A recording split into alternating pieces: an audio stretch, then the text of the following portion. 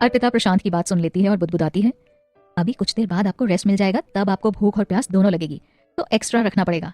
काहे कि हमसे भूख बर्दाश्त ही नहीं होती, और शायद आपके साथ भी कुछ ऐसा ही हो। ये सोच वो रसोई में पहुंच जाती है जहां परम हैरानी से उसे देख रहे हैं। परम, ये सब आपने किया है? अर्पिता, जी। लेकिन काहे अर्पिता जी, मैं और भाई कर लेते ना, फिर काहे? अर्पिता, काहे कि हमें लगा कि कर लेना चाहिए। आप और प्रशांत जी दोनों थके हुए थे, तो बस सोचा कर लेते हैं, वैसे भी इसमें कितना समय लगता है। परम, लेकिन हम दोनों, कोई नहीं, थैंक यू।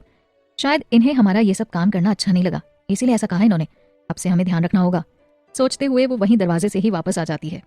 श्रुति जो अपने कमरे में होती है, अर्पिता वहीं जाकर बैठ जाती है और उसके साथ मिलकर पढ़ाई करने लगती है। परम रसोई से ही बोला, श्रुति और अर्पिता जी आप लोग बाहर आ जाइए, खाना लग चुका है। ओके भाई, श्रुति ने कहा और वो दोनों बाहर चली आती हैं। अर्पिता और श्रुति दोनों हॉल में नीचे चटाई बिछाकर बैठ जाती हैं। परम भी आकर बैठ जाता है। श्रुति अर्पिता के लिए प्लेट लगाने लगती है। अर्पिता, श्रुति हमारा मन नहीं है, अभी बस हम एक कप कॉफी पीना चाहेंगे। वो तो बस तुम्हें कंपनी देने के लिए हम यहाँ आ गए थे। अर्पिता की बात सुन परम कहता है, कहीं तुम्हें मेरी बात का बुरा तो नहीं लगा? वो तो मैं बस साफ तौर पर अपनी बात कहता हूँ, मेरी बातों का बुरा मानने की जरूरत नहीं आपको। नहीं नहीं परम जी, हमारा सच में मन नहीं है, जब होगा तब हम आपके बिना कहे ले लेंगे। अर्पिता ने परम से कहा। गुड, जब चाहे तब, परम ने जवाब दिया और चुपचाप बैठ अपना खाना खाने लगता है। कुछ देर में सभी उठ जाते हैं तो अर्पिता श्रुति के साथ वहां से चली आती है, जहां श्रुति बिस्तर में दुबक कर नींद के आगोश में चली आती है और अर्पिता अब पढ़ने में जुट जाती है। अप्पू रुको यार, आगे नहीं बढ़ना, आगे गहरी खाई है, रुक जाओ प्लीज। अरे मेरी बात तो सुनो, चारों ओर हरियाली ओढ़े धरती, पहाड़ पेड़ नदियां झरने, कहीं ऊंचाई तो कहीं नीचे गहरी खाई और ढलान भरे रास्ते। इन्हीं रास्तों पर अर्पिता दौड़ती जा रही है और उसके पीछे उसे रोकते हुए दौड़ रहे हैं प्रशांत। प्रशांत, रुक भी जाओ, पैर फिसल गया तो लुढ़क जाओगी, बात तो सुनो एक बार। मुझे सच में चित्रा की फीलिंग्स के बारे में नहीं पता था, उसने यूं अचानक व्यक्त की अपनी फीलिंग्स, जिसे जानकर मैं खुद हैरान हूं। अर्पिता रुकती है और पीछे प्रशांत की ओर मुस्कुराते हुए देखती है। आंसू और मुस्कुराहट का संगम एक साथ उसके चेहरे पर झलक रहा है। वो हाथ उठाती है और बाई करते हुए पीछे कदम बढ़ाती है, जहां वो नीचे ढलान की वजह से लुढ़कती चली जाती है। अपू नहीं! एक झटके से उनकी आंख खुलती है और पसीने से तरबतर माथा। अपू तुम! कमरे की लाइट जलती है और कमरे में टंगी घड़ी पर एक नजर पड़ती है जिसमें रात के 2 बज रहे हैं। प्रशांत, थैंक गॉड ये सपना ही था।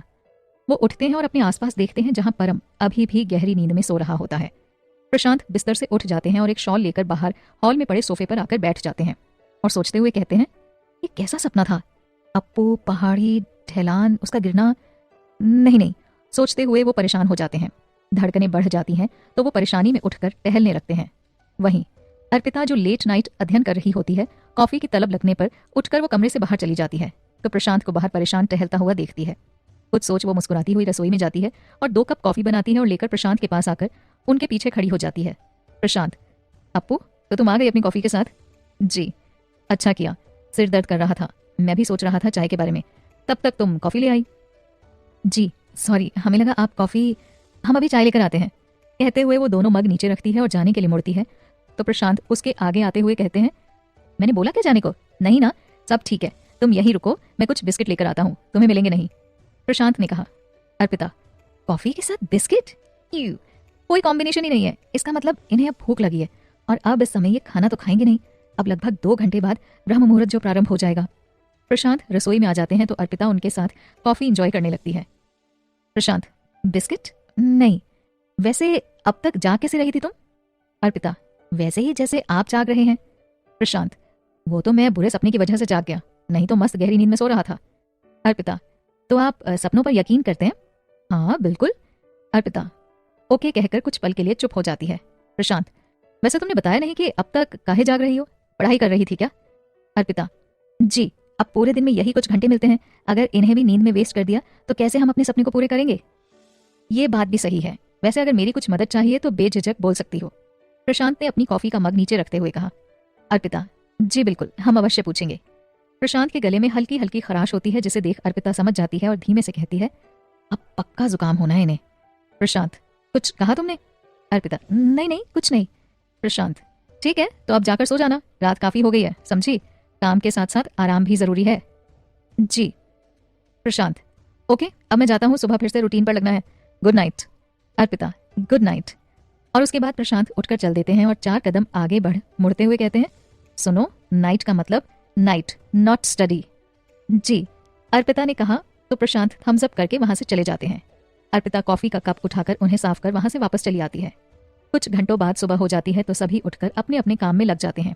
प्रशांत, छोटे, आज फिर से एक व्यक्ति का भोजन बच गया। काहे? परम, काहे कि अर्पिता जी ने मना कर दिया था। प्रशांत, लेकिन क्यों? परम, अब ये क्यों है मुझे नहीं पता। प्रशांत, ओके कोई नहीं, इसे मैं फिनिश कर लूंगा, बाकी तुम अब टिफिन लगा लो, मैं रेडी होकर आता हूँ। कहते हुए चारों ओर वो एक सरसरी नजर दौड़ाते हैं और बाहर चले आते हैं। बाहर सोफे पर टेबल पर मैगजीन रखी होती है, जिसे देख वो मुस्कुराते हुए उसके पास चले जाते हैं और झुककर मैगजीन में नीचे रखे नोट को निकालकर पढ़ते हैं। अब हमें मंदिर जाना है, आप ऑफिस जाने से पहले एक बार स्टीम ले लेना, हम मंदिर से ही ऑफिस पहुंच जाएंगे, तो आज इंतजार नहीं करना। वो नोट पढ़कर प्रशांत के चेहरे पर मुस्कान आ जाती है। अब बात तो माननी पड़ेगी ना, तभी तो इश्क निभाया जा सकता है। कहते हुए वो कमरे में चले जाते हैं, जहां बाथरूम में लगे गीजर में पानी गर्म करते हैं और 5 मिनट स्टीम ले मुस्कुराते हुए तैयार होने लगते हैं। तैयार होकर वो बाहर आते हैं, जहां परम, श्रुति उनका इंतजार कर रहे हैं। श्रुति, वैसे तुम अर्पिता के साथ काहे नहीं गई? प्रशांत ने पूछा। श्रुति, हाँ भाई कह रही थी कि उसको मंदिर जाना है, आज किसी का जन्मदिवस है तो बस उसके लिए प्रार्थना करनी है। प्रशांत मन ही मन, वाह मेरी सिस्टर और भाई, अपने भाई का जन्मदिवस ही भूल गए, और वो जिसे मैंने अभी तक बताया तक नहीं, कैसे पता कर लिया उसने, कमाल है। परम, चले श्रुति? श्रुति, कहकर परम के साथ निकल जाती है और प्रशांत अपना हेलमेट उठाते हैं तो उसके नीचे चिट के साथ एक उपहार देख मुस्कुराने लगते हैं। मुझे कुछ यूं भा गया है तुम्हारा ये परवाह करने का अंदाज कि अब मेरी नजर घर के हर कोने में एक श्वेत कागज का टुकड़ा ढूंढती है। कहते हुए वो उपहार और नोट उठाकर अपने बैग में रख ऑफिस के लिए निकल जाते हैं। प्रशांत बड़े ही उत्साहित होते हैं ये जानने के लिए कि आखिर अर्पिता उपहार में लेकर क्या आई है। वो अपने फ्लोर का लॉक लगाकर वहां से ऑफिस के लिए निकल जाते हैं। मंदिर में, पंडित जी ये पूजा का थाल ठाकुर जी को अर्पित कर दीजिए, अर्पिता ने थाल देते हुए पंडित जी से कहा। अवश्य बेटी, कहते हुए वो थाली लेकर उसकी सामग्री ठाकुर जी को अर्पित कर थाल वापस कर देते हैं। अर्पिता वहीं हाथ जोड़कर मन ही मन प्रार्थना करती है और फिर वहां से प्रसाद ले ऑफिस के लिए निकल जाती है। ऑटो में बैठे बैठे मन ही मन सोचती है, कल श्रुति ने हमें अपनी प्रशांत भाई के जन्मदिन पर दिए जाने वाले सरप्राइज के बारे में बता दिया, जिससे हमें पता चला कि आज 21 अक्टूबर को उनका जन्मदिवस है, नहीं तो हमें भी उनकी तरह ही डायरेक्ट रात को ही पता चलता। रात से याद आया कि इनके घर के कुछ सदस्य यहाँ आएंगे, अब हमें ये भी नहीं पता कि कौन कौन आएंगे, और किरण, उसका आना तो बनता है, शायद परम जी ने उसे अवश्य बुलाया भी होगा। हमें अब चोरनी की तरह छुपना पड़ेगा सबसे, क्या किस्मत पाई है हमने, अपनों से ही छुपना पड़ेगा, लेकिन कैसे? हम इस बारे में प्रशांत जी से भी बात नहीं कर सकते, आखिर सरप्राइज जो प्लान किया है उनके लिए। सोचते सोचते अर्पिता ऑफिस पहुंच जाती है और उतरकर अंदर की ओर चली जाती है। ऑफिस पहुंच वो नीलम से मिलती है, जो उसे उसके केबिन में पहुंचा आती है। वहीं प्रशांत पहले से ही ऑफिस पहुंच चुके हैं। वो अपने केबिन में आराम से बैठ जाते हैं और श्रुति भी उन्हीं के सामने बैठी होती है। श्रुति, भाई मैं सॉरी सर, वो मुझे पूछना था कि मिस अर्पिता यहाँ पहुंची कि नहीं। प्रशांत, श्रुति को सुन बेल बजाते हैं और बाहर से नीलम उनके पास आकर खड़ी हो जाती है। प्रशांत, नीलम, मिस अर्पिता आ गई कि नहीं? नीलम, जी अर्पिता करीब 2 मिनट पहले आ चुकी हैं। ओके, तो उसे काम समझा दिया आपने? जी। और वो एक नया एम्प्लॉय नियुक्त किया था सात्विक, उसकी क्या रिपोर्ट है? सर सात्विक अभी तक नहीं आया है। ठीक है, अभी भी 5 मिनट बाकी हैं, 5 मिनट के बाद प्रवेश वर्जित है, अगर 5 मिनट के अंदर आ जाता है तो उसे चित्रा मैडम के पास के अंडर काम करने के लिए भेज देना। Okay sir. नीलम, ये मिस श्रुति हैं, ये आज से अर्पिता के अंडर वर्क करेंगी। Okay sir, you can go now. Yes sir, कहते हुए नीलम वहां से चली जाती है। उसके साथ ही श्रुति भी चली जाती है। दोनों के जाने के बाद प्रशांत एक गहरी सांस लेते हैं और अपना बैग निकालकर उसमें रखा नोट और उपहार दोनों निकालकर टेबल पर रख देते हैं और मुस्कुराते हुए नोट पढ़ने लगते हैं। सुप्रभात, गुड मॉर्निंग, और बड़ी डी वाली खूबसूरत सी ये सुबह, जन्म दिवस की हृदय की गहराइयों से अनेकों अनेक शुभकामनाएं। ठाकुर जी आपको दीर्घायु प्रदान करे। आपके लिए बधाई के साथ साथ एक उपहार भी है, हमें उम्मीद है कि आपको पसंद आएगा। प्रशांत, तुम्हारा दिया हुआ पहला उपहार मुझे जरूर पसंद आएगा अप्पू, अब जरा देखें तो वो उपहार है क्या। सोचते हुए वो जल्दी जल्दी उसे खोलते हैं। उपहार देख वो मुस्कुराए बिना नहीं रह पाते। वो एक खूबसूरत सा सनग्लास होता है, बेहद खूबसूरत, कहते हुए वो मुस्कुराते हैं। वहीं नीलम श्रुति को अर्पिता के केबिन में लेकर जाती है। Good morning miss Arpita. Good morning ma'am. वो श्रुति को देख चौंक जाती है, लेकिन ऑफिस की वजह से कुछ नहीं कहती है। नीलम, मिस अर्पिता, ये मिस श्रुति हैं, बॉस ने इन्हें आपकी मदद के लिए नियुक्त किया है। श्रुति, हेलो मैम। अर्पिता के चेहरे पर मुस्कान आ जाती है और वो श्रुति से हेलो करती है। इतने में नीलम वहां से चली जाती है और उधर सात्विक समय रहते ऑफिस आ जाता है तो नीलम उसके पास आती है और उसे चित्रा के पास ले जाती है। Neelam, good morning ma'am. Chitra, good morning Neelam. Ma'am ये है मिस्टर सात्विक, आपके नए असिस्टेंट। सात्विक, गुड मॉर्निंग मैम। चित्रा एक नजर उस पर डालती है और गुड मॉर्निंग का जवाब दे काम में लग जाती है। Neelam, so mister Satvik, have a good day. You too ma'am, Satvik ने कहा। उसके बाद नीलम वहां से चली जाती है और सात्विक वहीं चित्रा के साथ काम सीखने में लग जाता है। अर्पिता के केबिन में, श्रुति, हे अर्पिता, देखो मैं भी आ गई। अर्पिता, हाँ देख रहे हैं हम, और बहुत खुश हैं ये जानकर कि आखिर तुम भी यहीं हमारे साथ ही काम करोगी। लेकिन एक बात समझ नहीं आई, तुम्हें हमने शाम को अपने डॉक्यूमेंट्स दिखाए थे, फिर तुम किस समय यहाँ पर इंटरव्यू देकर आ गई थी? श्रुति सोचते हुए, सोचो सोचो, दिमाग लगाओ। अर्पिता, कहीं ये ऑफिस तुम्हारी पहचान का तो नहीं है? श्रुति, हो भी सकता है और नहीं भी, ये तो सीक्रेट है। अर्पिता, ठीक है, देख लिया तुम्हारा सीक्रेट, चलो अब काम पर लग जाते हैं, नहीं तो मिस नीलम आकर डांट देगी। श्रुति, ठीक है, कहती है और वो दोनों काम पर लग जाती हैं। बीच बीच में एक सीनियर स्टाफ आकर अर्पिता को काम समझा जाता है, जिसे श्रुति भी समझ लेती है। इधर केबिन में बैठे प्रशांत और सनग्लास को बार बार अपनी आंखों पर लगाते हैं और मोबाइल का कैमरा ऑन कर अपने चेहरे को देखते हैं। देखते देखते उनके चेहरे पर मुस्कुराहट छा जाती है, जो उनके मन में फूट फूट कर भरी हुई दिखाई देती है। इधर चित्रा अपने केबिन में बैठ काम कर रही है। चित्रा, सात्विक, आप कुछ टाइम के लिए ये सिस्टम पर काम कीजिए जो अभी आपको मैंने समझाया है। Okay ma'am. इतने में चित्रा एक फाइल उठाकर वहां से निकल जाती है और प्रशांत के केबिन में जाती है, जहां वो प्रशांत को यूं अकेले अकेले मुस्कुराता हुआ देखती है। चित्रा, क्या बात है, बड़े ही चार्मिंग लग रहे हैं आप। आवाज सुन प्रशांत हड़बड़ाते हुए सनग्लासेस उतारकर टेबल पर रखते हुए कहता है, थैंक यू। वो चित्रा की ओर देखता है तो उसे रात का वो सपना याद आ जाता है, जिसे याद करते ही वो अपने चेहरे की मुस्कान छुपा जाता है और कहता है, आप यहाँ क्या कोई काम था? जी, काम ही था। वो ये फाइल एक बार देख लीजिए और फिर चेक करके अपनी सिग्नेचर्स दे दीजिए। ओके, आप इसे टेबल पर रख दीजिए, मैं देखकर भिजवा दूंगा। ओके, वैसे एक बात पूछूं? ओहो, अब ये ना जाने क्या कहेंगी, मुझे इनसे दूर ही रहना होगा, अब यही अच्छा होगा मेरे लिए। लेकिन त्रिशा उससे मिले बिना तो चैन ही ना पड़े, कोई ना कोई उपाय खोजता हूँ। चित्रा, आप ठीक तो हैं? आज आप कुछ बदले हुए लग रहे हैं। नहीं, मैं बिल्कुल ठीक हूँ। आप कुछ पूछ रही थी? हाँ, वो बस ऐसे ही, रहने देते हैं। प्रशांत मन ही मन खुश होते हुए कहता है, ओके। चित्रा एक बार फिर से प्रशांत जी की ओर देखती है, जो फाइल उठाकर चेक करने में लग जाता है। इतने में चित्रा वहां से बाहर चली जाती है और सोचती है, कल तक तो ठीक ठाक थी ये, आज इतना अजीब व्यवहार क्यों कर रहे हैं? अपने स्वभाव के उलट ही आज अकेले अकेले मुस्कुरा रहे हैं। सोचते हुए चित्रा अपने केबिन में पहुंच जाती है और सात्विक को गाइड करने लगती है। वहीं चित्रा के जाने के बाद प्रशांत सोचते हैं, बहुत देर हो गई है अर्पिता को देखे हुए, उसका केबिन भी तो मेरे कमरे से सटा हुआ है, अगर सामने होता तो एक बार देख लेते उसे। सामने शिफ्ट किया जा सकता है, अब कोई ना कोई तिगड़म भिड़ानी पड़ेगी। सोचते हुए प्रशांत नीलम को बुलाकर उससे कहते हैं, मैं एक बार वो जो 2 नए एम्प्लॉयज आए हैं उनके काम करने के तरीके को परखना चाहता हूँ, तो please will you? Neelam, yes sir, आखिर यही तो मेरा काम है, चलिए सर। कहते हुए नीलम आगे जाती है तो उसके पीछे प्रशांत भी जाते हैं और दरवाजे के पास पहुंच वो नीलम से कहते हैं, अब आप जा सकती हैं। नीलम, जी सर, कहकर वहां से चली जाती है। प्रशांत वहीं दरवाजे के एक तरफ खड़े हो अर्पिता को देखने लगते हैं। अर्पिता श्रुति को बताते बताते रुककर अपने आसपास देखती है। उसे चारों ओर देखता हुआ पा वो एक तरफ हट जाते हैं। अर्पिता को जब कोई नहीं दिखता तो वो फिर से काम पर लग जाती है। श्रुति, क्या हुआ, क्या देख रही थी तुम? अर्पिता, हमें लगा कि हमारे आसपास कोई है तो वही देख रहे थे। प्रशांत, मेरे आने की आहट महसूस कर तुम्हारा यूं मुझे बेचैनी से चारों ओर देखना बड़ा ही स्पेशल फील कराता है। वो कुछ सोचकर नीलम को बुलाते हैं और उससे कहते हैं, नीलम एक काम करिए, वो जो 2 नए एम्प्लॉयज आए हैं उन्हें ये जो सामने वाला केबिन है ना, चित्रा मैम के पास वाला, वहां शिफ्ट कर दो। ओके सर, कल से हो जाएगा। गुड। तब तक लंच टाइम के लिए अलार्म बज जाता है, सो वो तुरंत ही अपने केबिन में चले जाते हैं। अर्पिता और श्रुति दोनों ही बातें करते हुए काम कर रही हैं। अर्पिता, ये अलार्म किस लिए बज रहा है, समझ ही नहीं आ रहा। श्रुति, अरे ये लंच टाइम है ना, तो बस इसलिए। अर्पिता शक की निगाहों से श्रुति की ओर देख उससे पूछती है, ये बात तुम्हें कैसे पता श्रुति? उप्स, फंस गई श्रुति। कुछ सोच खुद से कहते हुए वो बातें बनाते हुए अर्पिता से कहती है, अप्पू, मुझे कैसे पता से ये क्या मतलब है तुम्हारा? अरे अब ये कॉमन सेंस भी है ना, अब दोपहर के 2 बजे अलार्म का क्या मतलब है, वो भी पूरे स्टाफ के लिए? ये बात तो सही कही तुमने, अर्पिता ने कहा। श्रुति, अब बातें बाद में, पहले पेट पूजा करें। बड़ी दुष्ट हो तुम, हमें बातों में उलझाकर बुलवा दिया कि हमें भूख लगी है। कहते हुए अर्पिता लंच बॉक्स निकालती है और खाना खाने लग जाती है। ये देख श्रुति उसके पास जा धीरे से कहती है, सच में तुम्हें देखकर तो यही लगता है कि तुम सब कुछ बर्दाश्त कर लोगी, लेकिन भूख वो तुमसे बर्दाश्त नहीं होनी है ना? अब नहीं होनी तो नहीं होनी, हम क्या करें इसमें? अर्पिता ने उंगली मुंह में देते हुए कहा। वैसे एक बात कहें, तेरे भाई खाना तो मस्त बनाते हैं। वो दोनों आपस में बात कर रही होती हैं कि सात्विक उन दोनों को देख लेता है और तुरंत मुंह फेर हैरान हो कहता है, ये दोनों यहाँ क्या कर रही है? अगर अर्पिता को पता चलेगा कि मैं कॉलेज न जाकर यहाँ काम करने लगा हूँ तो कहीं कुछ और न समझ ले। ऐसे में तो मेरा यही मुंह फेर बैठे रहना ही ठीक है। सोचते हुए वो वैसे ही बैठा रहता है। श्रुति, अप्पू ये देख रही हो, देखो सारा स्टाफ यहीं पर इकट्ठा हो गया।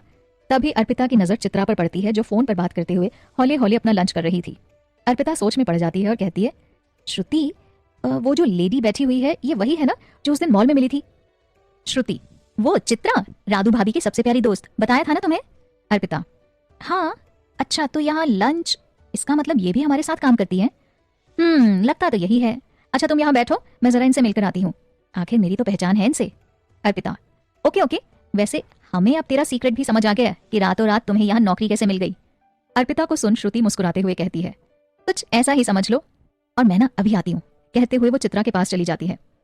हेलो चित्रा जी। चित्रा श्रुति को देख हैरान होते हुए पूछती है, अरे श्रुति तुम यहाँ यहाँ क्या कर रही हो? श्रुति, मैंने भी आज ही ऑफिस ज्वाइन किया है। अरे वाह, ये तो बहुत अच्छी बात है जी। और आपका काम कैसा चल रहा है? अब आप आ गई हैं तो खुद समझ जाइएगा, चित्रा ने श्रुति को जवाब दिया। और श्रुति मुस्कुराते हुए कहती है, जी, और चारों ओर देखने लगती है कि तभी उसकी नजर मुंह फेर कर बैठे सात्विक पर पड़ती है।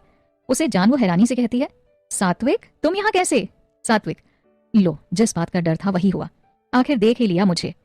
खुद से बड़बड़ाते हुए वो स्माइल करते हुए पलटता है और कहता है, वो मैंने आज ही ऑफिस ज्वाइन किया है। श्रुति, क्या तुमने भी? क्या बात है, ये तो चमत्कार ही हो गया, मेरे दोनों दोस्त यहीं एक ही साथ जॉब के लिए आ गए। सात्विक चौंकते हुए, क्या अर्पिता ने भी यहाँ ज्वाइन कर लिया है? श्रुति, हाँ कल से।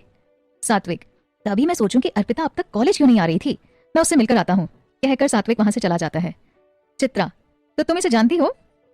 हाँ, मेरा कॉलेज फ्रेंड है, मैं अर्पिता और सात्विक हम तीनों एक ही ग्रुप के हैं ना, श्रुति चित्रा को जवाब देती है। चित्रा, ओके, अब मैं भी वहीं जाती हूँ, लंच टाइम खत्म हो गया है तो खड़ूस बॉस की चमची मिस नीलम डांटेंगी, श्रुति ने चित्रा को कहा। चित्रा, ओके श्रुति। इतने में श्रुति वहां से चली जाती है और अर्पिता के पास जाकर बैठ जाती है। अर्पिता और सात्विक दोनों ही बात कर एक दूसरे का हालचाल लेते हैं। श्रुति भी आकर उन्हें ज्वाइन कर लेती है और कुछ ही मिनट बाद लंच टाइम खत्म हो जाता है तो सभी कर्मचारी वहां से अपनी सीट पर जाकर बैठ जाते हैं। अच्छा लगा तुम्हें यहाँ पर देखकर अर्पिता, अब बातें होती रहेंगी, मिलते हैं शाम को छुट्टी के बाद। अर्पिता, शायद। ओके कहकर सात्विक वहां से चित्रा के पास चला जाता है। अर्पिता और श्रुति भी वहां से अपनी केबिन में पहुंचती हैं और सिस्टम पर काम करने लगती हैं।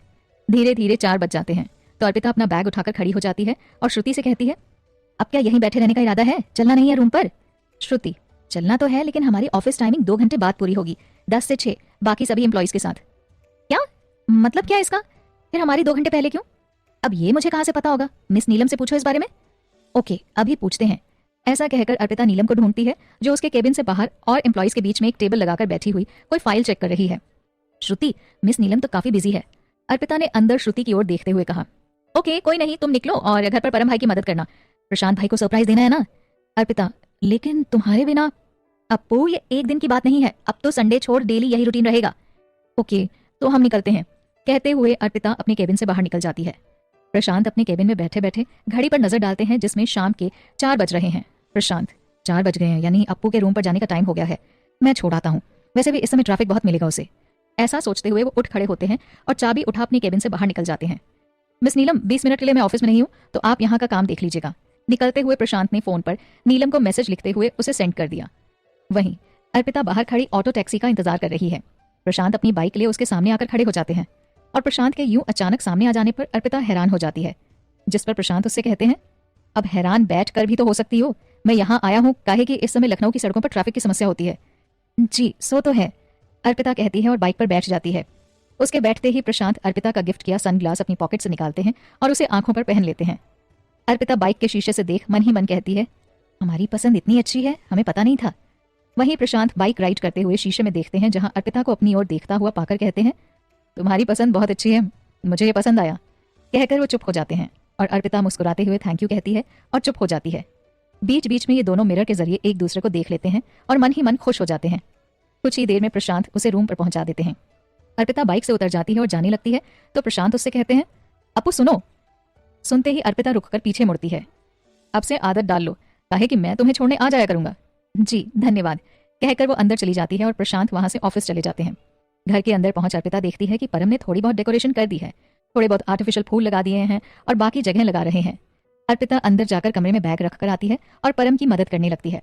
अर्पिता को मदद करता देख परम हल्का सा मुस्कुराता है और अपने काम में लग जाता है। पूरे हॉल की ऊपर से नीचे हल्की फुल्की डेकोरेशन कर वहां नीचे रखे सामान को वो शिफ्ट कर देते हैं। हॉल एकदम से खाली खाली कर देते हैं। अर्पिता श्रुति के कमरे से छोटी वाली टेबल उठा लाती है जिसे परम हॉल के ठीक बीचों बीच रख देते हैं। परम, सारी तैयारी हो गई है, केक भी आ चुका है, भाई का पसंदीदा स्ट्रॉबेरी विद चोकोबार मिक्स, अब भाई के आने का इंतजार है। अर्पिता, परम जी एक बात बताइए, प्रशांत जी तो 9 बजे से पहले नहीं आएंगे, फिर देर नहीं होगी केक कट करने में? परम कुछ सोचते हुए, अब यही जिम्मेदारी आपकी है अर्पिता जी, भाई को एकेडमी से जल्दी लेकर आना है, वो जाए बिन तो नहीं रहेंगे, नहीं तो आपको उन्हें जितना जल्दी हो सके वहां से लेकर आना है। अर्पिता, मुश्किल है, लेकिन फिर भी हम एक कोशिश अवश्य करेंगे। परम, ये हुई ना बात। और मन ही मन सोचता है कि अगर आज भाई आपके कहने भर से एकेडमी से वापस आ गए तो मुझे भी यकीन हो जाएगा कि आप दोनों के बीच का रिश्ता बेहद खास है। फिर मैं अपने काम पर लग जाऊंगा, जैसे प्रेम भाई के मामले में लग गया था। और सोचते हुए वो मुस्कुराने लगता है।